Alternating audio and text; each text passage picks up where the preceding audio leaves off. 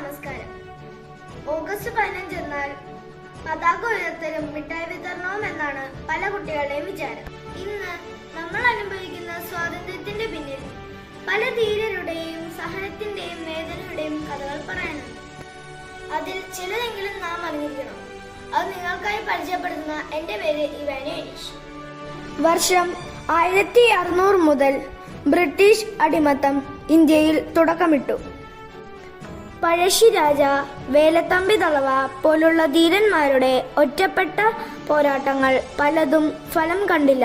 എങ്കിലും 1915 ഗാന്ധിയുടെ ഇന്ത്യയിലേക്കുള്ള മടങ്ങിവരവിലൂടെ ബ്രിട്ടീഷുകാർക്കെതിരെ ആയുധങ്ങൾ എടുക്കാതെയുള്ള വ്യത്യസ്തമായ പോരാട്ടങ്ങൾ നമ്മൾ തുടങ്ങി.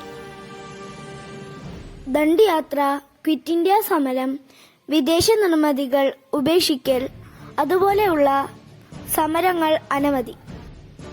ഭഗത് സിംഗ്, ബാലഗംഗാധര തിലക്, സുഭാഷ് ചന്ദ്രബോസ് എന്നിവർ ആയുധമെടുത്തുകൊണ്ടുള്ള പോരാട്ടം മറുവശത്ത് നടക്കുന്നുണ്ടായിരുന്നു. ജാലിയൻ വാലാബാഗ് കൂട്ടക്കൊല ഇന്ത്യക്കാരെ ഒന്നടങ്കം ബ്രിട്ടീഷുകാർക്കെതിരെ തിരിയാനുള്ള കാരണമായി.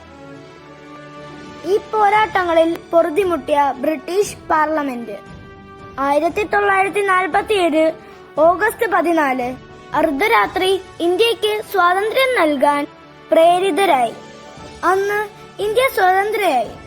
സ്വാതന്ത്ര്യത്തിന്റെ 77ാം വാർഷികം ആഘോഷിക്കുന്ന ഈ വേളയിൽ ഏവർക്കും സ്വാതന്ത്ര്യദിന ആശംസകൾ.